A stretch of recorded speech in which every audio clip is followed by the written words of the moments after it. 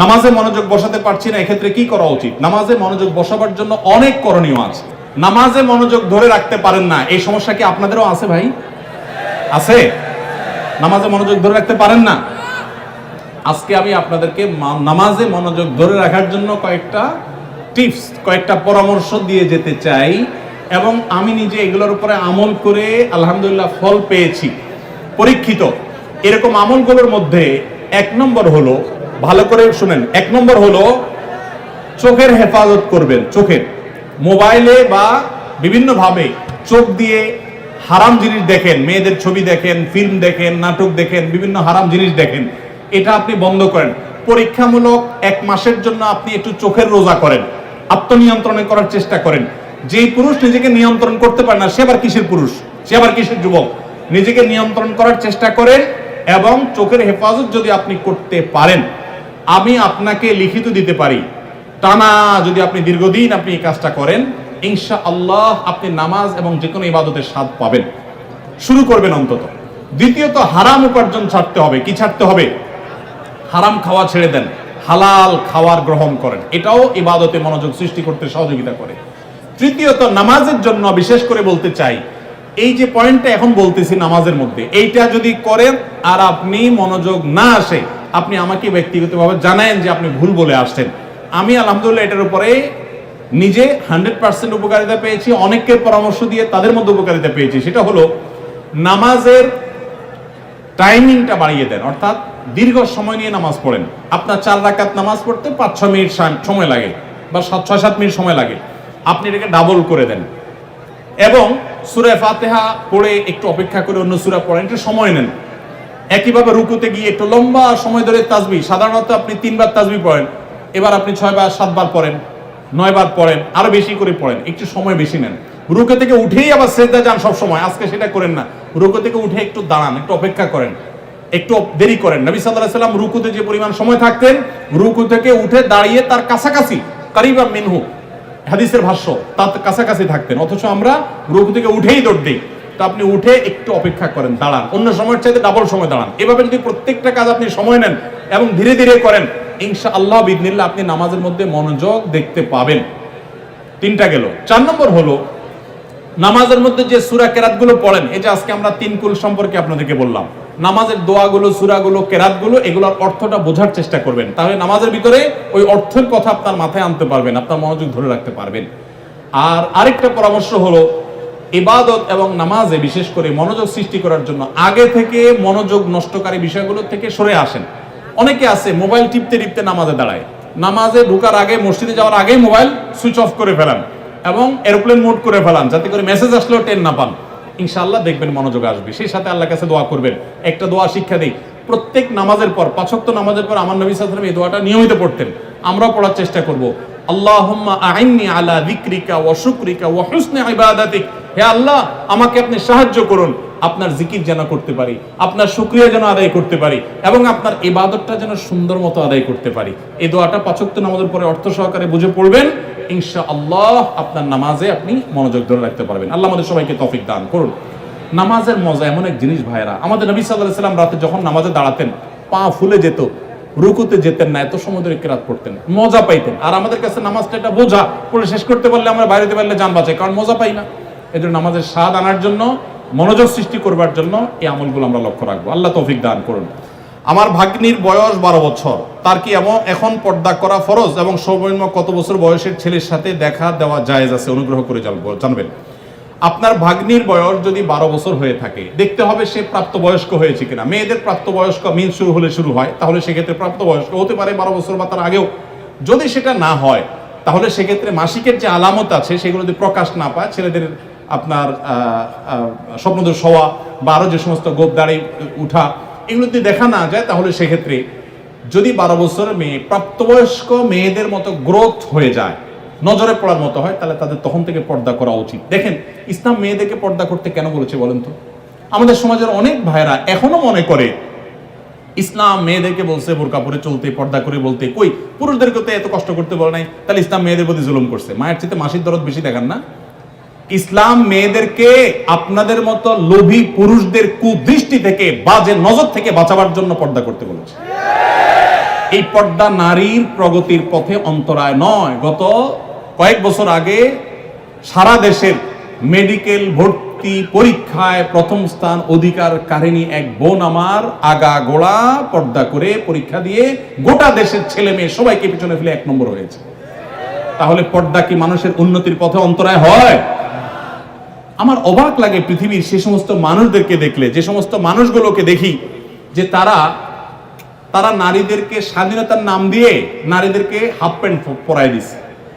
এসির মধ্যে কোন হল রুমে ঠান্ডা, পুরুষগুলা সবগুলা একেবারে ফুল প্যান্ট পরে, আপনার জ্যাকেট ট্যাকেট পরে সে নিজেকে সেভ করে ফেলছে। আর ওই বেচারি মেয়েকে বুঝাইছে তোমার আধুনিকতা হলো তুমি হাফ প্যান্ট পরো, উপর দিকেও শর্ট নিচের দিকেও শর্ট থাকো। আমার কথা হলো এই শীত বেচারিদের আছে না নাই? না শুধু পুরুষদের শীত আছে? তো শীতের ঠান্ডা খাওয়াইতেছেন তারা আধুনিকতার নাম দিয়া। আমি এর আগে বলছি মিডিল ইস্টে অনেক পুরুষ আছে নামাজ কালাম ঠিক মতো পড়ে না, বিড়ি সিগারেট খায়, অনেক উল্টা পাল্টা করে, অনেক হারাম কাজ করে, কিন্তু বউরে পর্দা ঠিক মতো রাখে। কেন জানেন? কারণ কি জানেন? নামাজের গুরুত্ব যে বুঝলো সে বউর পর্দার গুরুত্ব এত বেশি বুঝলো কিভাবে? কারণ হলো সে জানে একজন নারীকে খোলামেলা ভাবে যদি বাহিরে পাঠানো হয় বা পুরুষদের মধ্যে তিনি যদি আসা যাওয়া করেন, বেশিরভাগ পুরুষরাই তাকে নিয়ে মনে মনে কি চিন্তা করে? কি চিন্তা করে? খারাপ চিন্তা করে। আপনাদের মনে এরকম কোন খারাপ কিছু চোখে পড়লে মনে খারাপ চিন্তা আসে? আসে না? আসে। তাহলে তো আপনারা স্বীকার করছেন।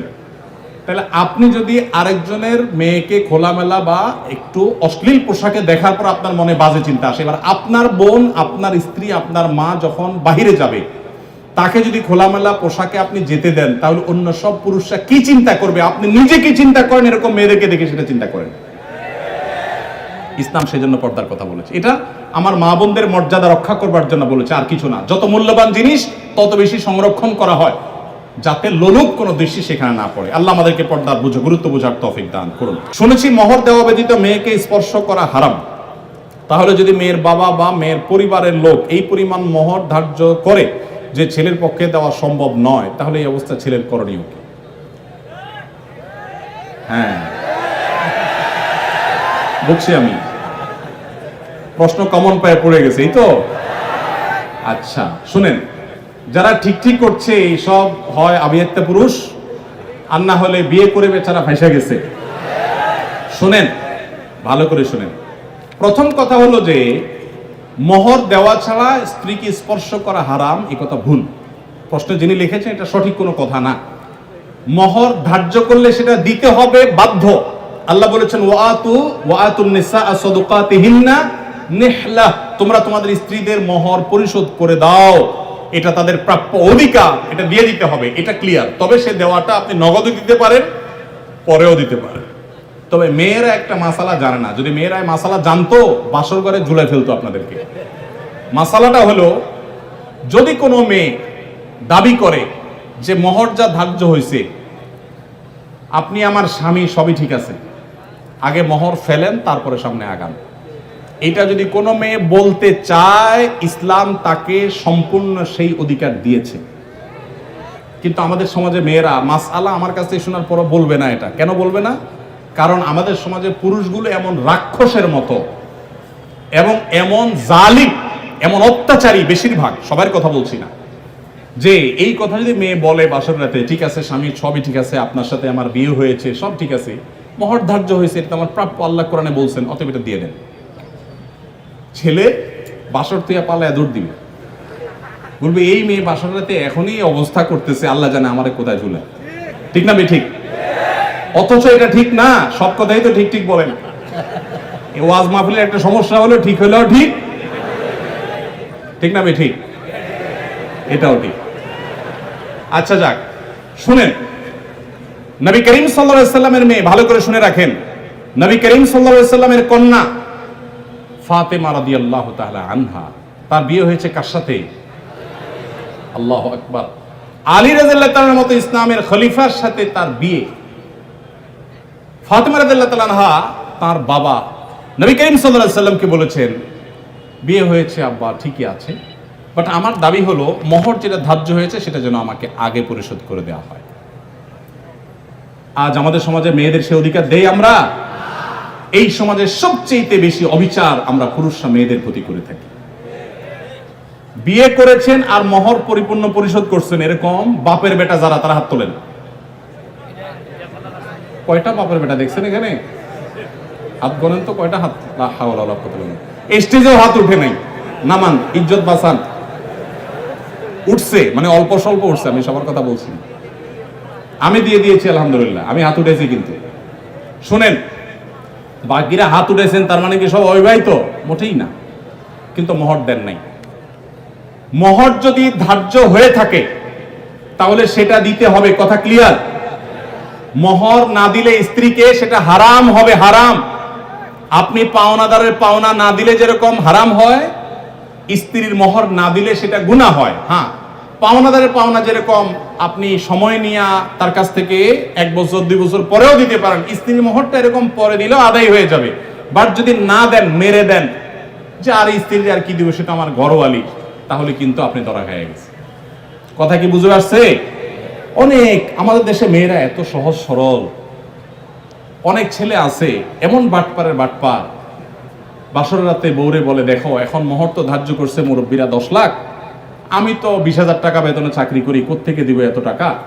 তবে আল্লাহ যদি বাঁচায় এই তো কদিন পর ইটালি চলে যাব, কত টাকা আসবে সবই তো তোমার। এইসব ফুসলানো কথা শুনে বেশিরভাগ সহজ সরল মেয়েরা বলে ফেলে, আরে কি বলেন মোহর তো আমার লাগবে না, এসব কিছু আমার কিছু লাগবে না, এই মাফ করে দিল আর কি, ধরাটা খাইলো। এই জন্য সহজ সরল মেয়েদেরকে ধোকা দিবেন না। এখন কথা হলো, বাপ মা বেশি ধরে ফেলছে, কি করবেন? আমি এটা এর আগেও বিভিন্ন জায়গায় বলেছি, বুদ্ধি খুব সোজা, শিখাই দিব।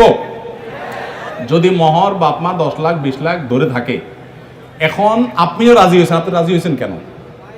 আমার বিয়েতে মোহর নিয়ে যখন আলাপ হয়, আলহামদুলিল্লাহ আমি নিজে কথা বলেছি, আমি বললাম দেখেন এর বেশি আমি পারবো না, আপনি অযৌক্তিক একটা ফিগার ধার্য করবেন, এটা আমি পারবো না, আমি যেটা পারবো সেটা দিব। এখন আমাদের সমাজে মোহরটা হয়ে গেছে ফ্যাশন। 10 লাখ 20 লাখ 50 লাখ, ওই ছেলের পেটের উপরে পাড়া দিলে 500 টাকার নোট 2-4টা বাইর হবে না, কিন্তু মোহর হলো 50 লাখ। আর মেয়ের বাপরা, অনেক মেয়ের বাপরা বিয়ের মহরানা বিশাল বড় একটা ধরার ভিতরে বিরাট বড় বাকাওয়াতি মনে করে। অনেক মেয়ের বাপরা এরকম করে। হাদিস শুনেন মেয়ের বাবারা, নবী সাল্লাল্লাহু আলাইহি ওয়াসাল্লাম বলেছেন, ইন্না আযমান নিকাহি বারাকাতান আইসারুহা মাউনা, সবচেয়ে সেই বিয়েটা বরকতময় হয় যে বিয়েতে মোহর সবচেয়ে কম হয়। ভালো করে শুনেন মেয়ের বাবারা, যেই বিয়েতে মোহরের পরিমাণ কম ধরা হয় সেই বিয়ে বেশি বরকতময় হয়। আমি এর আগেও বিভিন্ন মাহফিলে চাক্ষুষ হাজির করেছি, যারা মুরব্বী আছেন এখানে খবর নিয়ে দেখেন, 10 টাকা 15 টাকা 20 টাকা মোহর ধার্য করা হয়েছে। আপনি বলবেন সে আমলের 15 টাকা, বুঝলাম সে আমলের 15 টাকা, এখনকার 15,000 টাকা বা 1.5 লাখ টাকা, এর বেশি তো না। তখনকার 15,000 তেমন 15 কোটি সমান তো আর না, কিন্তু তখনকার ওই 15 টাকার বিয়ে যতটুকু টিকছে, এখন 50 লাখ টাকার বিয়ে অতটুকু টিকে না। অনেক বাপমা মনে করে এটা বোধহয় বিয়ে টিকানোর একটা উসিলা, এই জন্য যত বেশি ধরবো বিয়ে তত টাইট হবে। না, এগুলো সঠিক কথা না। এটা প্রথম কথা। দ্বিতীয় কথা হলো, 15 লাখ 20 লাখ 10 লাখ 50 লাখ বাকাওয়াতি করে জাহির করলেন, আপনার মেয়ে 1 টাকাও পাইল না। মানে কি? যতটুকু ধার্য করা হবে ততটুকু দিতে হবে। এই জন্য ছেলেরা যদি কোনো কারণে মুরব্বীদের কথা ফুসলানিতে পড়ে আপনি রাজি হয়ে থাকেন, রাজি হয়ে গেছেন 20 লাখে সই করে দিয়েছেন, রাজি হয়ে গেছেন, এখন আপনার বাঁচার উপায় আছে একটা, হয় পুরা টাকা আদায় করে দিবেন, আর না হয় বইয়ের কাছে একটা দরখাস্ত লিখবেন। কি লিখবেন? দরখাস্তে লিখবেন, বরাবর প্রিয়তমা স্ত্রী, বিষয় মোহর মওকুফের আবেদন, যথাবিহিত সম্মান প্রদর্শন পূর্বক নিবেদন এই যে আমি অমুক অমুক আপনার নাখান্দার স্বামী, বিবাহের সময় মুরব্বীদের পীড়াপিড়িতে রাজি হয়ে এত টাকা ধার্য হয়েছে, আমি রাজি হয়ে গিয়েছিলাম, তখন বুঝি নাই যে এটা দিতে হবে, এখন যেহেতু জানলাম এটা দিতে হবে, আর এত টাকা দেওয়ার ক্ষমতা আমার নাই, আমি গরিব মানুষ, অতএব অনুগ্রহ করে আপনি সেখান থেকে কিছু কমাইয়া দিয়া বাধিত করিবেন। স্ত্রী যদি সেই অ্যাপ্লিকেশন গ্রহণ করে বলে ঠিক আছে তুমি গরিব মানুষ, যাও 50% মাফ করে দিছি, বা 40% বা 90% মাফ করে দিছি, ঠিক আছে এত দাও বাকিটা মাফ, তাইলে আপনি মাফ পাবেন। আর যদি স্ত্রী মাফ না করে, তাহলে বলবেন ঠিক আছে আমি আপনার থালা বাসন কোসন ইত্যাদি ধুয়ে দিব, এটার বাবদ আপনি কিছু মাফ করে দেন। মানে খোলাসা কথা হলো, যেভাবেই হোক স্ত্রীর কাছ থেকে আপনাকে মাফ আদায় করতে হবে। চেষ্টা করবো তো আমরা সবাই। মোহর আদায় করা ছাড়া কোনো মানুষ যেন মারা না যায়। সবাই দিবেন তো ইনশাল্লাহ মোহর? মোহর আদায় করে দিবেন। বেশি হয়ে থাকলে স্ত্রীকে বুঝান। আমি যদি একটু রসিকতা করে বলেছি, আপনি বুঝান স্ত্রীকে, দেখো বেশি হয়ে গেছে, তুমি তো দেখতেছো আমার অবস্থা, এখন তুমি একটু স্যাক্রিফাইস করো, আন্ডারস্ট্যান্ডিং করেন। সে যদি কমায় দেয় তাহলে সেটা জায়েজ আছে, কোনো অসুবিধা নেই। এই জন্য কাঠি কিন্তু বইয়ের হাতে। যাদের মোহর বেশি ধরা হয়ে গেছে, বইয়ের সাথে বেশি তাফালিং করবেন না, নরম নরম সুরে মাফ করায় নেবেন অন্তত।